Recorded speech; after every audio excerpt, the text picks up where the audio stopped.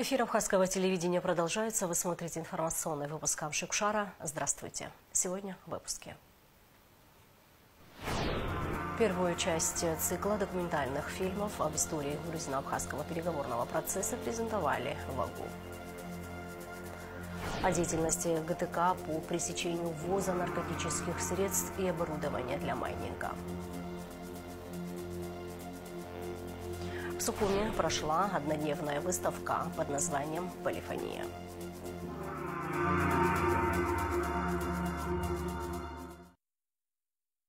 Делегация парламента Абхазии во главе со спикером Лашей Ашуба принимает участие в работе международного форума союзного государства «Великое наследие. Общее будущее в Волгограде». Форум, приуроченный к 80-летию Победы в Великой Отечественной войне, проходит с 28 по 29 апреля по инициативе Парламентского собрания Союза Белоруссии и России. В нем принимают участие парламентские делегации стран СНГ, Азии, Латинской Америки и Европы, общественные деятели, представители научного сообщества, а также международные эксперты. В рамках программы форума Лаша Ашуба и другие главы делегации посетили музей «Панораму. Сталинградская битва». Члены абхазской делегации Фазлыбы Авицба, Астамур Аршба, Алхаз Квициния и Вадим Бжаня участвовали в заседаниях двух тематических секций «Сохранение и защита общей исторической памяти» и «Патриотическое воспитание на основе исторического знания». 8 фактов ввоза наркотических средств и психотропных веществ выявлено сотрудниками ГТК с начала этого года. А за прошедшую неделю возбуждено 2 дела об административном правонарушении по фактам незаконного ввоза майнинг-оборудования. О работе Государственного таможенного комитета в данных направлениях в материале Али Китрапш. С начала 2025 года оперативными подразделениями Государственного таможенного комитета выявлено 8 фактов уголовно наказуемых деяний при попытке пересечения государственной границы с целью ввоза наркотических средств и психотропных веществ. Так, за последние 2 недели выявлено одно событие. 16 апреля 2025 года, примерно 2 часов 00 минут, сотрудниками оперативного подразделения Государственного таможенного комитета Республики Абхазии совместно с сотрудниками Министерства внутренних дел в зоне таможенного контроля и режима легкового транспорта на таможенном посту ПСОУ остановлено автотранспортное средство марки Toyota за государственным регистрационным знаком ВЕВ 700 АБХ под управлением гражданина Шашкова. В ходе личного досмотра вещей, находящихся при гражданине, обнаружено изъято полиэтиленовый пакет с белым кристаллообразным веществом внутри. Экспертами экспертно-криминалистического центра Министерства внутренних дел установлено, что данным веществом является наркотическое средство мефедрон общей массой 5,588 грамма. Данное дело направлено по последственности. С момента функционирования штаба по обеспечению энергетической безопасности и борьбе с незаконным присоединением к электрическим сетям с ноября 2024 года возбуждены 26 дел об административных правонарушениях. Обнаружено и изъято 384 единицы вычислительного оборудования для извлечения криптовалюты и 73 единицы комплектующих. За прошедшую неделю возбуждено 2 дела об административном правонарушении. Обнаружено и изъято 28 единиц майнинг-оборудования. 24 апреля 2025 года, примерно в 11 часов 30 минут, сотрудниками оперативного подразделения Государственного таможенного комитета совместно со службой государственной безопасности Республики Абхазия в ходе реализации оперативных мероприятий в селе Верхняя Ишера Сухумского района, в ходе обследования нежилого помещения домовладения, обнаружено и изъято 22 единицы вычислительного оборудования для извлечения криптовалюты. Проводится административное расследование в отношении гражданина Диртлян. Также 24 апреля 2025 года, примерно в 17 часов 35 минут, сотрудниками оперативного подразделения Государственного таможенного комитета в зоне таможенного контроля и режима грузового транспорта таможенного поста ПСОУ по направлению из Российской Федерации в сторону Республики Абхазии досмотрено автотранспортное средство марки Toyota Alphard за государственным регистрационным знаком ООХ 899 АБХ под управлением гражданина Баласанова. который путем сокрытия таможенного контроля намеревался осуществить ввоз вычислительного оборудования для изучения криптовалюты в количестве 6 единиц. Проводится также административное расследование. Государственный таможенный комитет продолжает проведение мероприятий по пресечению ввоза на территорию Республики Абхазия наркотических и психотропных веществ, а также и других запрещенных товаров, в том числе вычислительное оборудование для извещения криптовалюты. Алика Трапши, Ильдар Дамиров, Абхазское телевидение. Премьер-министр Абхазии Владимир Дылба поздравил премьер-министра Республики Башкортостан Андрея Назарова с юбилеем. Мы высоко ценим ваше внимание к Абхазии, личный вклад в развитие дружеских отношений между нашими народами, которые имеют глубокие корни. Вы снискали высокое признание своей деятельности во благо процветания и благополучия граждан Республики Башкортостан в семье народов России, говорится о поздравительном адресе. Владимир Дылба пожелал Андрею Назарову здоровья, благополучия и новых успехов в государственной деятельности. «Как это было» – так называется цикл документальных фильмов об истории грузино-абхазского переговорного процесса. В АГУ состоялся показ первой части. Всего будет 3 фильма. Каждый длится около часа и рассказывает о знаковых событиях современной дипломатической истории Абхазии. В них включены выступления Владислава Ардзенба, интервью участников переговоров Андрея Джергения, Сократа Джинджолия, Сергея Шамба и многих других. Гугуса Варданя расскажет подробнее. В сентябре 1993 года абхазы отстояли свою независимость. Враг бежал, однако с не менее сложной задачей после войны столкнулись абхазские дипломаты. Это стало временем, когда необходимо было одержать не только военную, но и дипломатическую победу. И это удалось. Цикл фильмов телевизионной команды телеканала Абаза ТВ и заслуженного журналиста Руслана Хашик рассказывает о грузино-абхазском переговорном процессе.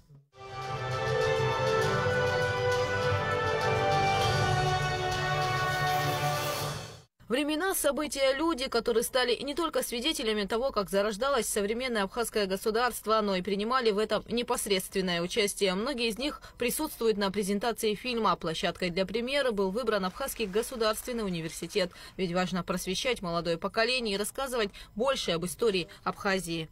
Посмотрите, как проходили различные встречи, различные мероприятия, связанные с войной, с урегулированием того конфликта, который не мы развязали.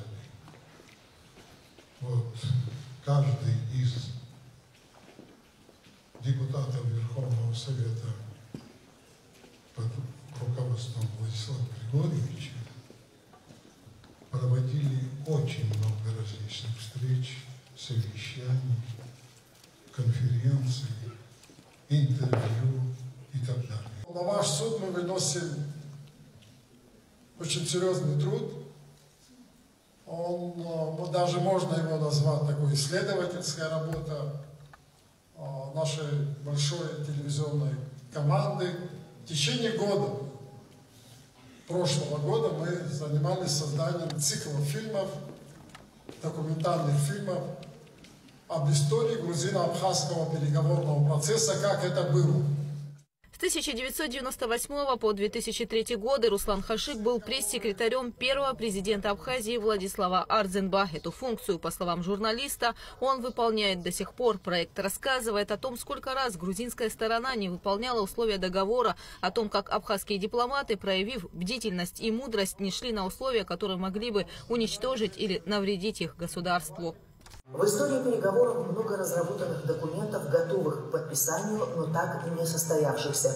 И, конечно, основополагающих соглашений, благодаря которым добились прекращения огня и разъединения сторон. И вы видели по этим кадрам, хотя это период войны был, не так просто было все это фиксировать, но очень многие моменты вот этой непростой истории нашей зафиксированы. Я, правда, в это время был не дипломатом, а военным.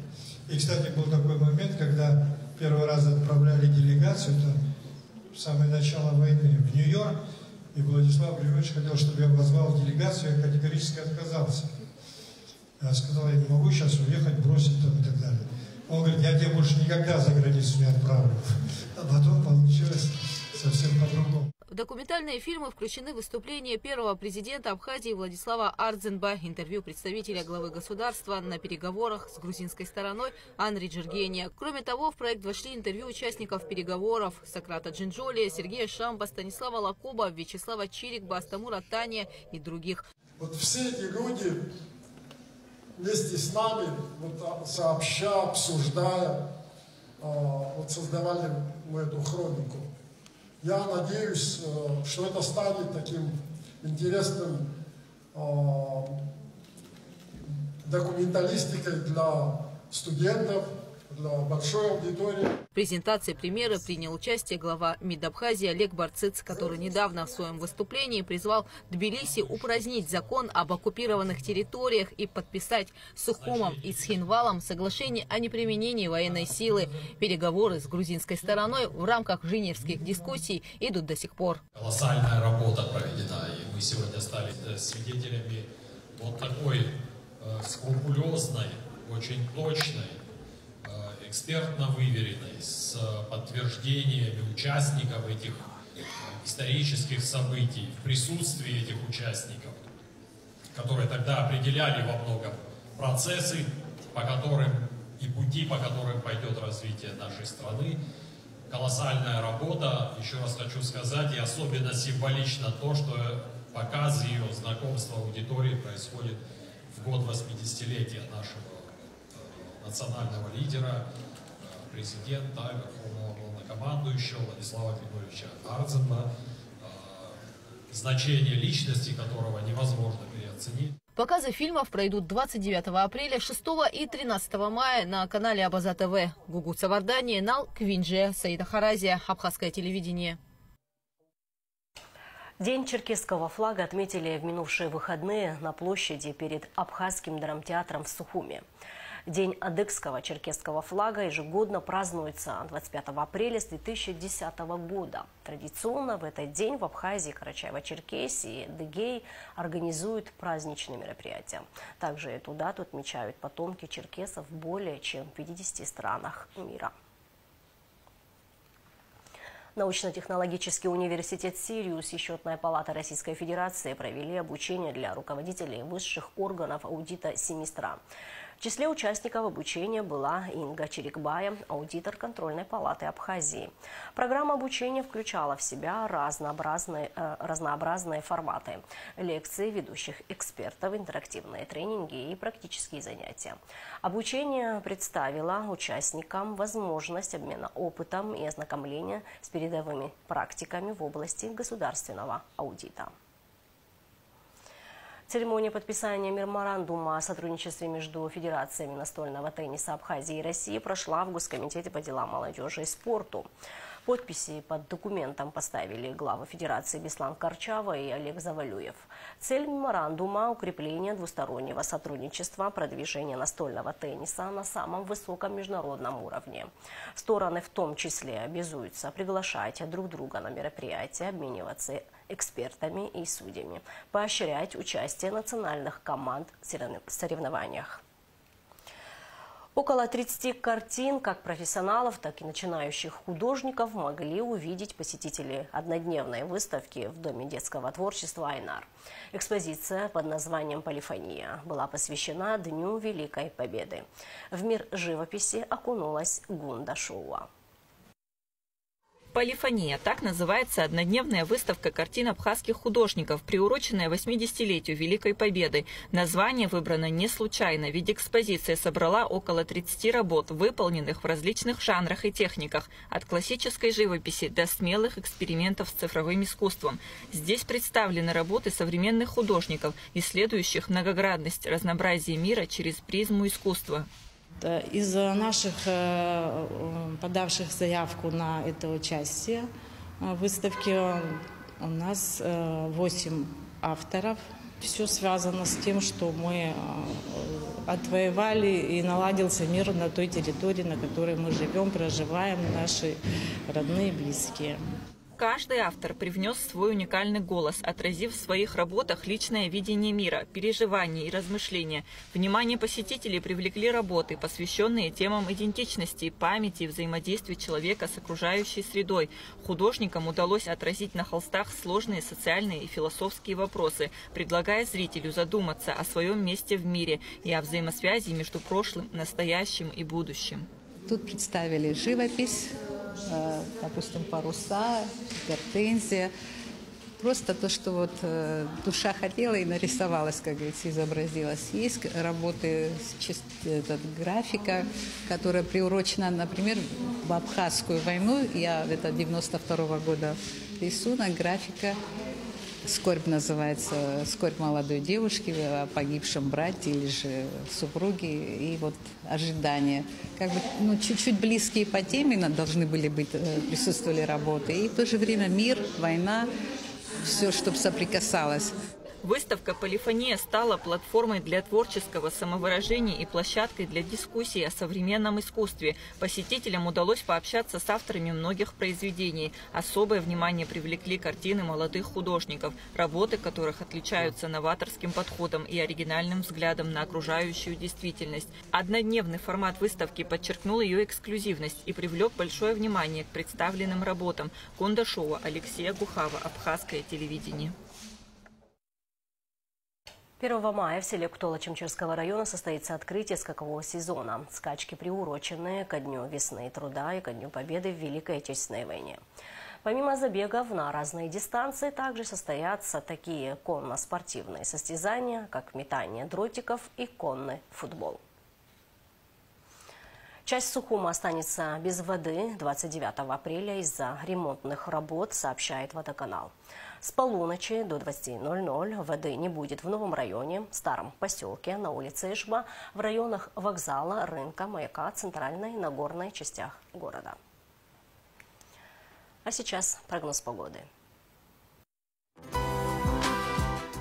По сообщению Гидромедцентра, во вторник, 29 апреля, в Абхазии ожидается переменная облачность, без осадков, местами возможен туман.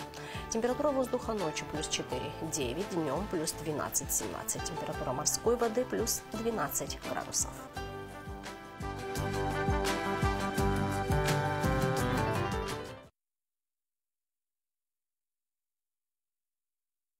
На этом наш выпуск завершен. Всего вам доброго. До встречи в эфире.